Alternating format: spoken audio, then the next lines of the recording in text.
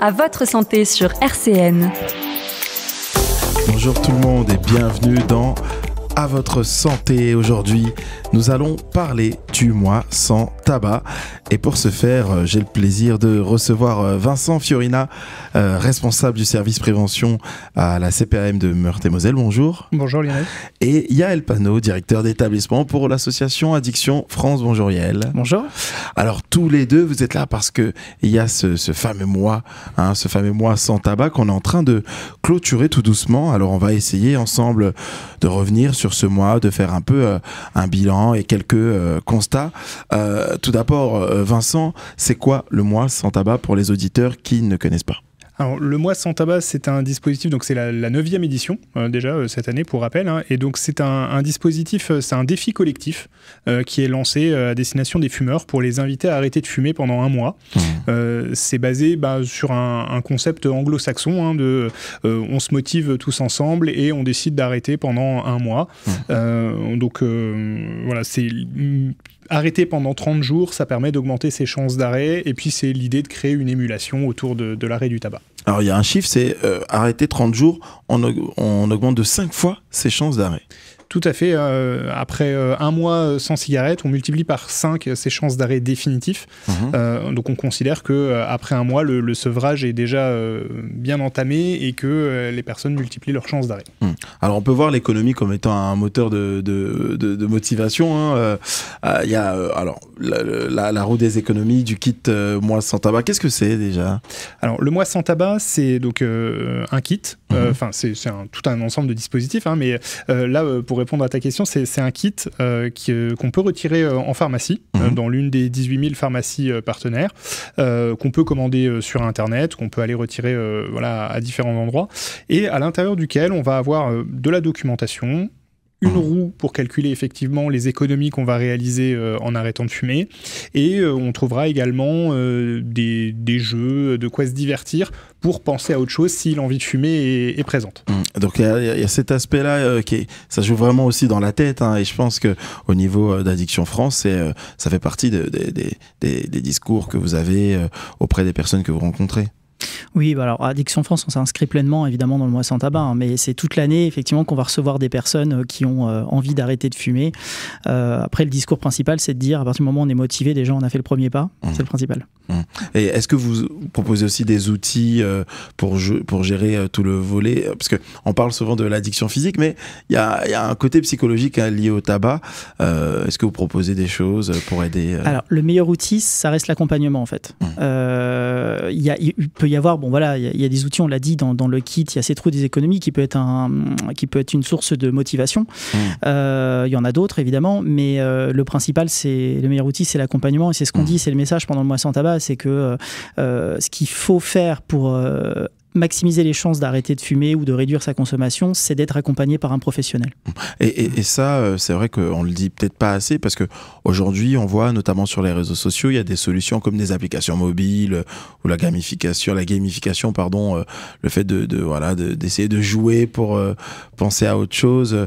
Au niveau d'Addiction France, c'est vraiment cet accompagnement humain que vous préconisez d'abord. Alors, les applis, tout ça, ça reste de l'accompagnement quelque part. Ça reste un soutien, c'est des outils qui permettent de soutenir. Après, on peut tout à fait réussir. On ne dit pas que sans l'accompagnement, on ne réussit pas. Il y a des applications. Alors, il y en a une qui est gratuite, c'est Tama Info Service. Il y en a qui sont payantes, qui sont très bien faites. Ça peut être un outil. Il y a beaucoup de personnes qui ont réussi à arrêter grâce à ces outils-là parce qu'il y a un certain coaching. Alors, c'est souvent de l'intelligence artificielle, mais il y a quand même un coaching qui est fait dessus. Il y a la possibilité de voir comment on évolue dans l'arrêt de sa consommation. Ça permet aussi de calculer les économies. Enfin, voilà, ça peut être pas mal. C'est une forme d'accompagnement. Donc, si ça fonctionne avec certaines personnes, c'est comme un peu les trucs alternatifs, l'hypnose, ce genre de choses. On ne dit pas de pas le faire. Il faut trouver la meilleure méthode. Nous, celle qu'on pratique le mieux, ça reste l'accompagnement. Après, l'accompagnement, ça peut consister justement à aider la personne à aller dans ses formes alternatives, par exemple. Il y a aussi des questions qui se posent par rapport à l'arrêt progressif ou à l'arrêt brutal. Certaines personnes ne savent pas trop où se situer. Est-ce qu'il vaut mieux y aller par étapes, ou alors est-ce que ces deux approches ont des limites, des avantages ? C'est très dépendant de chaque personne en fait. Il y a des personnes, vous les interrogerez, vous diront moi j'ai arrêté brutalement, j'ai réussi. Après, ça va dépendre de beaucoup de choses. Ça va dépendre de la motivation, certes, mais ça va dépendre aussi, on est tous, on n'a aucune égalité sur la manière dont le corps va réagir. Ça dépend aussi de la consommation de base. Quelqu'un qui fume 1 ou 2 paquets dans la journée, j'ai un doute quant au fait qu'il va réussir du jour au lendemain à arrêter pleinement. Parce qu'on est sur une dépendance aux produits, certes, mais il y a aussi une dépendance comportementale. Il y a toutes les habitudes qu'on a prises avec le café, pendant la pause, voilà, le geste. Donc, ça va dépendre, je pense, de la motivation et de la consommation de la personne de base. Après, il n'y a pas de meilleure méthode. Ça dépend encore une fois de chacun. Alors, on peut en parler à un professionnel qui pourra, par exemple, prescrire des traitements substitution nicotinique. Ça peut être une solution. Et là encore, il y en a différents, des traitements. Il y a différents dosages en fonction de la consommation de base. Il y a différents modes d'utilisation de ces traitements. Il y a les patchs qu'on connaît, il y a les inhalateurs, il y a des gommes, tout ça. Et là encore, pareil, des personnes vont vous dire, moi j'ai fait une séance d'hypnose et dès le lendemain j'ai arrêté. Vraiment, ça dépend de chaque personne, mais le mieux, ça reste d'en parler à un professionnel, même si c'est qu'une seule consultation, mais d'en parler, de dire voilà ma situation, et le professionnel pourra orienter au mieux vers les solutions les plus adaptées. On parlait des outils, on parle aussi du geste, ce geste qu'on voit souvent dans des films, dans des clips. Il y a le tabac a été au fil des années rendu sexy entre guillemets dans son usage, et d'un autre côté il y a parfois aussi sur certaines campagnes de la peur ou de la culpabilisation. Quels sont les leviers que vous avez chacun de votre côté pour faire du tabac peut-être une habitude démodée, mais sans trop culpabiliser les fumeurs et les fumeuses? Alors, il y a plusieurs choses à dire. Alors, effectivement, le côté sexy, c'est peut-être moins le cas aujourd'hui. Allez, si on parle des années 70-80, ouais, c'était sexy, c'était quelque chose qu'on faisait en groupe. Aujourd'hui, alors si on se place du côté des jeunes, si on les interroge, aujourd'hui, le tabac, c'est plus une forme pour être cool, pour être... je vais pas utiliser des termes qu'aujourd'hui on va dire je suis has-been, mais voilà, on paraît plus cool maintenant plus quand swag. Voilà, c'est ça. Aujourd'hui, chez les jeunes, ça a plus cet effet-là, et heureusement. Comme ça, on se rapproche doucement vers la génération sans tabac, c'est 2032, c'est les objectifs nationaux, on y croit encore. Donc aujourd'hui, c'est plus ça. Après, il y a eu des lois qui l'ont encadré. On peut citer la loi Lévin, mais pas que. Voilà, on peut en faire la publicité. Et à côté de ça, effectivement, il y a des stratégies qu'on a mis en place qui sont pas forcément utiles.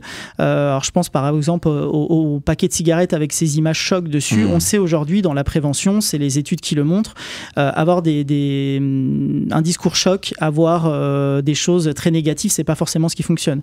Nous, plutôt chez Addiction France, on préférait les paquets neutre, voilà, où il n'y a rien dessus. Voilà, ça a plus d'intérêt. Voilà ce qu'on peut dire dessus. Après, ce qui fonctionne pas mal, c'est d'autres stratégies comme le prix du paquet. Ça, on le sait. Alors, c'est pas trop marketing. C'est dissuasif, on le sait. Au fur et à mesure qu'on augmente le prix du paquet, on a moins de consommation. Alors, on est dans un pays, enfin dans une région proche d'autres pays. Bien sûr. Voilà, donc il y a une autre dynamique chez nous, mais en tout cas de manière générale au niveau national, on le sait qu'augmenter le prix du paquet, ça va automatiquement réduire la consommation. Et ça évite l'entrée de nouveaux fumeurs aussi. C'est ça. Oui, c'est ça, parce qu'il y a au niveau des jeunes, tout ça, je pense qu'il y a une forte sensibilisation à faire. En France, on a, il me semble, une culture liée à la clope, en tout cas qui est rentrée dans les mœurs. On parle de pause-clope. Il y a le fameux café-clope. La clope est associée à beaucoup de choses. Donc, les jeunes qui arrivent dans cette société, qui deviennent de jeunes adultes, prennent aussi ces habitudes, la pause-clope. Comment, au niveau de la CPM, quand vous les rencontrez, qu'est-ce que vous leur dites ? Alors, nous, quand on les rencontre, et on les rencontre d'ailleurs avec Addiction France, quand on les rencontre, on discute avec eux de leur représentation du tabac. Pour beaucoup, alors en fait, il y a, comme le disait Yael, c'est plus aussi cool et aussi cité qu'avant. Avant, la cigarette était vue comme un moyen de passer le temps. Voilà, j'attends le bus, je fume une clope. Aujourd'hui, depuis une dizaine d'années avec les smartphones, le passer le temps, il peut être fait de plein d'autres manières. Alors, je rentre pas sur la dépendance aux écrans, mais en tout cas... ça sera une autre émission. Voilà, ça peut être l'objet d'une autre émission. Mais en tout cas, c'est plus forcément vu comme quelque chose d'indispensable. Et aujourd'hui, avec l'augmentation du prix du tabac, avec les différentes politiques qui ont été menées, Yael citait la loi Evin, c'est vrai qu'aujourd'hui, le fait de ne plus avoir le droit de fumer dans les lieux publics, de ne plus avoir prochainement le droit de fumer en terrasse, c'est de plus en plus une marginalisation du fumeur. Et aujourd'hui, c'est 22-23% de fumeurs quotidiens. Et c'est un chiffre qui tend ne pas augmenter, en tout cas à stagner, voire à diminuer. Donc c'est vrai qu'il y a toutes ces politiques, l'ensemble de ces politiques qui est mis en place. Et nous, on intervient avec Addiction France dans les structures qui accueillent des jeunes, notamment École de la Deuxième Chance, Mission Locale. Et vous avez toujours la personne qui a cette addiction. Donc, pour laquelle il y a, comme disait Yael, il y a tout un travail d'information à lui apporter, d'attendre qu'elle soit prête. Parce que pour arrêter de fumer, il faut être prêt, il faut en avoir la volonté. Nous, l'idée, c'est de venir lui apporter les éléments pour que le jour où il sera prêt à arrêter, il ait les informations et qu'il puisse entamer sa démarche d'arrêt dans les meilleures conditions pour qu'il puisse y arriver. Que ce soit les défis collectifs comme le mois sans tabac, mais effectivement, l'arrêt du tabac, c'est tout au long de l'année. L'accompagnement par un professionnel de santé, par un ou des professionnels de santé, avoir des traitements de substitution adaptés à la personne, à ses besoins. Voilà, c'est l'ensemble des informations qu'on va apporter pour que la personne, le jour où elle se sentira prête, elle puisse passer à l'action dans les meilleures conditions et optimiser ses chances de réussite. Tu nous parles d'autres moyens, enfin de moyens de substitution. On entend parfois aussi parler de la cigarette électronique comme étant un moyen de substitution. Est-ce que fumer autrement, c'est un faux ami? Yael, de nombreux fumeurs, de nombreuses fumeuses pensent avoir trouvé une alternative crédible avec la cigarette électronique. Qu'est-ce que vous en pensez au niveau d'Addiction France? Alors effectivement, il y a des personnes qui vont dire « moi j'ai arrêté de fumer parce que je suis passé à la cigarette électronique ». J'ai envie de dire tant mieux s'ils ont réussi. Maintenant, il y a une première chose, c'est qu'on n'a pas encore assez de recul sur les produits qu'on inhale avec la cigarette électronique. Ça, je le pose là, voilà, mais c'est bien de le rappeler. Au-delà de ça, nous, ce qu'on a plutôt tendance à véhiculer comme idée, c'est que ça ne devrait pas être le premier réflexe. Il faudrait plutôt aller vers des traitements de substitution nicotinique plutôt qu'aller d'abord vers la cigarette électronique. Déjà parce qu'encore une fois, on n'a pas le recul. Aussi parce que quelque part, on garde le même geste. Donc, alors on parle de ceux qui ont réussi à arrêter la cigarette grâce à la cigarette électronique. On ne parle pas souvent de ceux qui sont revenus à la cigarette classique parce qu'ils ont gardé finalement les habitudes comportementales liées en fait au tabac classique et à la cigarette électronique. Donc ce qu'on peut dire, c'est que ce qu'on conseille, c'est plutôt d'envisager d'autres solutions avant d'aller sur la cigarette électronique. Et si on le fait, de le faire accompagné encore une fois d'un professionnel de santé qui permettra aussi de calculer le dosage. Parce que des fois, il y a aussi de la nicotine dans les produits qu'on peut inhaler et il y a des erreurs de dosage. C'est-à-dire qu'on va pas forcément voir le bon dosage. On va des fois plus consommer avec la cigarette électronique de nicotine que avec le tabac. Donc le mieux, c'est de se faire accompagner, c'est de pas d'y aller comme ça, seul. Voilà. Bon, encore une fois, il y en a qui vont écouter, qui vont dire mais moi j'ai réussi, tant mieux. Mais vraiment, ce qu'on invite, c'est de plutôt en parler avec un professionnel de santé et d'envisager d'autres choses avant de passer à la cigarette électronique. Alors, avant de terminer cette émission sur la sensibilisation, aujourd'hui, le chiffre, c'est que on a 132 000 personnes inscrites pour le mois sans tabac. Un commentaire sur ce chiffre, Vincent? Non, on est chaque année très content de voir que de nombreux fumeurs s'engagent dans ce dispositif et tentent l'arrêt.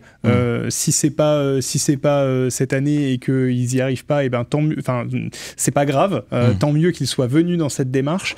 L'important, c'est d'avoir la volonté, comme on l'a dit. L'important, c'est d'essayer. Parce que une tentative d'arrêt, même si elle va pas au bout, ça reste une bonne chose, ça reste une bonne expérience pour s'interroger sur ce qui fonctionne, ce qui fonctionne pas. Ça, c'est un message aussi à faire passer aux auditrices, aux auditeurs. Même si vous n'avez pas réussi à aller jusqu'au bout, ne soyez pas découragés. C'est ça. On entend souvent des personnes qui nous disent moi j'ai déjà arrêté, ça n'a pas fonctionné. Alors ça n'a pas fonctionné cette fois-ci. Voilà. Et la personne qui a tenté l'arrêt, elle capitalise une expérience qui sera bénéfique les fois suivantes. Et peut-être que c'était le mode de l'accompagnement qui n'était pas suffisant, le mode de traitement de substitution qui fonctionnait pas, et qu'un autre sera plus adapté la prochaine fois. Peut-être que c'était pas le moment, tout simplement, dans la vie de cette personne. Et la fois suivante sera peut-être la prochaine. Donc voilà, il y a ce message-là. Et l'autre message, c'était de dire que là, c'est le mois sans tabac, mais l'arrêt du tabac, c'est quelque chose qui peut se faire à n'importe quel moment, tant qu'on est bien accompagné, qu'on a la volonté de le faire. Pour rappel, l'assurance maladie prend en charge les traitements nicotiniques de substitution toute l'année, à partir du moment où c'est prescrit par un professionnel de santé, quel qu'il soit en plus. Du coup, c'est quelque chose qui peut être fait à n'importe quel moment, dès qu'on se sent prêt. Le mot de la fin, Yael. Alors, j'en terminerai par un chiffre. 6 fumeurs sur 10 souhaitent arrêter de fumer. Donc, le mois sans tabac, c'est peut-être le moment le plus favorable pour passer le pas. Très bien. Eh bien, je vous remercie tous les deux. Je rappelle que Vincent Fiorina, tu es responsable du service prévention de la CPAM de Meurthe-et-Moselle.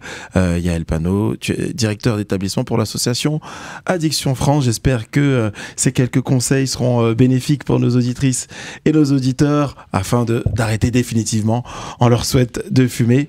Et quant à nous, on se retrouve le mois prochain pour parler de la vaccination. De la vaccination. Eh oui, merci beaucoup et au mois prochain. Au revoir. RCN, www.rcn-radio.org